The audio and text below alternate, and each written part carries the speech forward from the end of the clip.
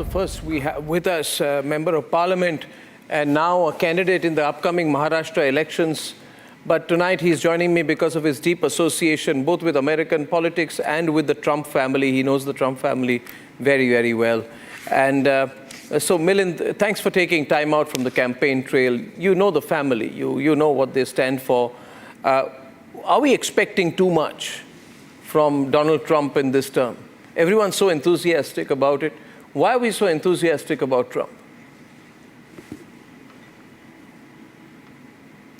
Well, Arnab, firstly, thank you for having me on your show this evening. I have the good fortune of certainly of knowing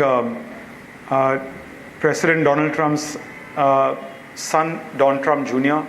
I have a good relationship with another senior man who fought as an independent initially in the presidential race and then supported President Trump, Robert Kennedy, RFK Jr. And I was hearing your introductory remarks, and I would say make a few comments. One is, my late father was one of the earliest proponents of stronger Indo-US ties back in the 80s when it was very, very inconvenient to be an Indian politician who wanted to deepen ties with the US. I remember him telling me how he worked across the aisle with Democrats like Steve Solars, Republicans like Larry Pressler, who initiated the Pressler Amendment, which prevented almost $5 billion of American aid going to Pakistan, and how difficult it was to convince people on the Capitol Hill that India is a natural political, cultural, social, economic ally. I do believe, number one, that regardless of who comes to power in America, and to be fair, what a government in India looks like, the Indo-US relationship is here to stay. The Indo-US relationship has also matured to a level where America is fully aware of our historic ties with countries like Russia. And in that sense, the relationship is now one of two good friends who've been friends for a long time, who trust each other, support each other.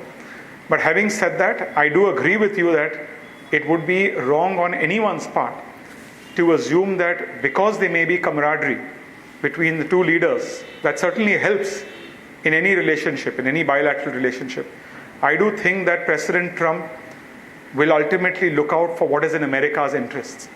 President Trump ultimately, don't forget, one of his biggest policies in 2016 when he became president was to reduce America's dependence on Chinese supply chains, on global supply chains, bring manufacturing back to America.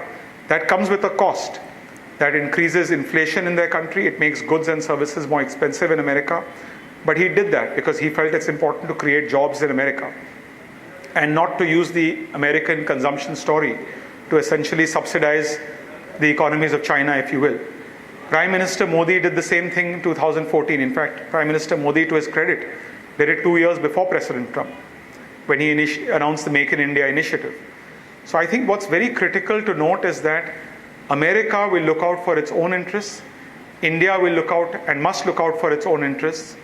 If those two interests converge, so be it. But there may be times, especially in the area of trade, where those relations may clash.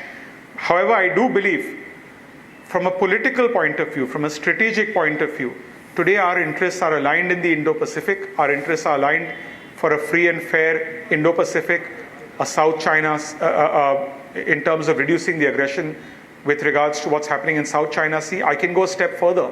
As someone who serves on the board of the Arctic Circle, that the Arctic, Arnab, is the next frontier. Today, the whole world is focused on the South China Sea, but as ice is melting in the Arctic, new shipping routes are becoming available through the northern sea route over Siberia. Effectively, a ship can carry cargo from China to Europe in lesser days through the Arctic route, through the northern sea route, than it can through the traditional route of going through the South China Sea and eventually through the Suez Canal. So even in the Arctic, there is essentially some kind of confrontation building up, not just between America and Russia, but one of the biggest players in the Arctic today is China. It calls itself a near-Arctic state. And there's tremendous opportunities for us to cooperate there as well. So I think on the strategic side, I see great potential in the Trump Prime Minister Narendra Modi ji relationship that will certainly help us punch way beyond our weight. But on the economic side, I think we may see certain issues with regards to trade, and that's natural. Both of us should look out for our own interests. Yeah, but okay, so just a quick follow-up on that before I let you go. Milind, what about Pakistan?